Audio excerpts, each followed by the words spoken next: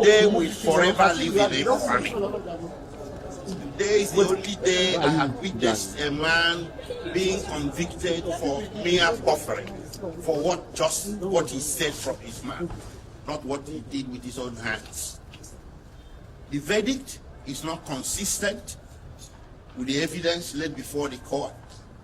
The sentence is overbroad, cruel, and unusual. How can you convict a man for making mere broadcasts from a location that was never named, and he never tied that broadcast to any single incident of violence, or even someone slapping someone, not to talk of terrorism? He did all this. He didn't lay any evidence. I don't know where this whole verdict can be grounded in law, logic, or facts. We disagree with the judgment vehemently, and we are going to fight it from here onwards until justice is done.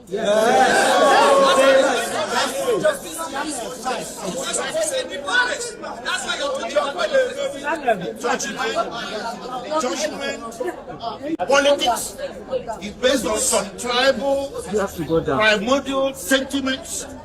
Just because Mazin Nnamdi Kanu is Igbo, an Igbo man has become the person in Nigeria that should be trampled upon. I'm not saying this because I'm Igbo. I'll say it for the House of Yoruba who gets trampled upon. But today we saw an Igbo man being trampled upon, and by God Almighty, we are not going to allow it. It will not stand. Nobody is going to trample on me. Nobody is going to trample on Nnamdi Kanu. Mazin Nnamdi Kanu is not a terrorist. He's a man that was pursuing change. To pursue a separate nation of yours is not a crime. So in Nigeria today, if somebody says don't be silly, you get convicted. Mazin Nnamdi Kanu may broadcast, and so what? And you convict him for terrorism for mere words in the Federal Republic of Nigeria. What kind of precedent is being laid? So from here, we are heading to the Court of Appeal. The Court of Appeal is the only court in this country, or the next court in this country, that sits as a jury.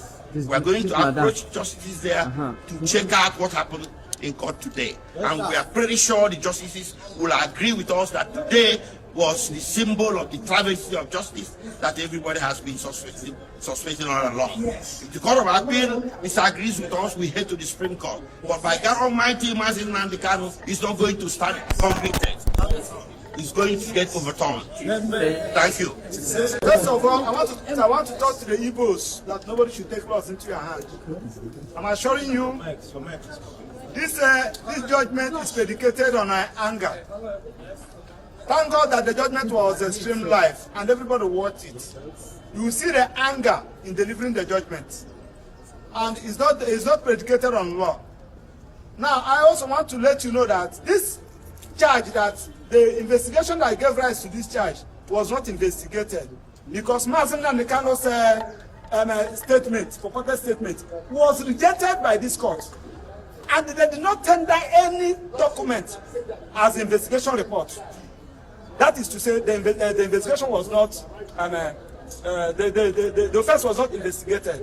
Having said that, also something that happened in court today, Mazin Nnamdi Kanu filed a matter in Court of Appeal, and he's asking, my lord, that particular matter I filed in Court of Appeal anchored on this particular issue. Please, can you just suspend this judgment? Let Court of Appeal direct what to do. My lord refused. Now, on the issue of anger, you journalists will bear with Mazin Nnamdi Kanu. Government, Nigerian government, and the judiciary are not fair to Mazin Nnamdi Kanu. What do I mean? Nnamdi Kanu was given judgment by Court of Appeal. Federal government refused to comply with that judgment given by Court of Appeal until after 8 days before the appeal against it. When we get to the Supreme Court directed the prosecution what to do. Amend this particular charge. Nnamdi Kanu was saying that, please, can you amend this charge? They refused. With the combined effect of all this, I'm assuring you that this judgment will not stand, and the Court of Appeal will do justice to it. Now, I also want to plead with judiciary. Nnamdi Kanu is representing himself, because the court has given the prosecution a blanket order to detain Mazi Nnamdi Kanu wherever they want. They should detain Mazi Nnamdi Kanu where we have access to file his appeal, because he has 90 days to file his appeal. And the judge said that the judgment will be ready in the next 15 minutes. And also enjoy the media.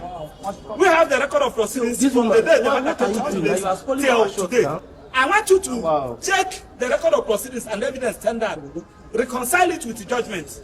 Now you now see what we are talking about. You are bringing British into this matter, bringing America into this matter. You are now trying to so that the British and America will be against Mazi Nnamdi Kanu. Something that was not an issue, that was never tendered, that was never given evidence on, and they are raising the issue. So this is a judgment against the Igbos. This is a judgment against the good people of Southeast, and it's because of Mazi Nnamdi Kanu is an Igbo. You cannot give this kind of judgment to a northern. You cannot give it to a southwestern. You cannot give it to another tribe in Nigeria apart from the Igbos. And we are going to start against it, because it has happened in this country against some other persons, including Abiola. The Igbos join hands together to fight against it. Why should you be our own time and everybody's sitting at home? It's unfair. Thank you.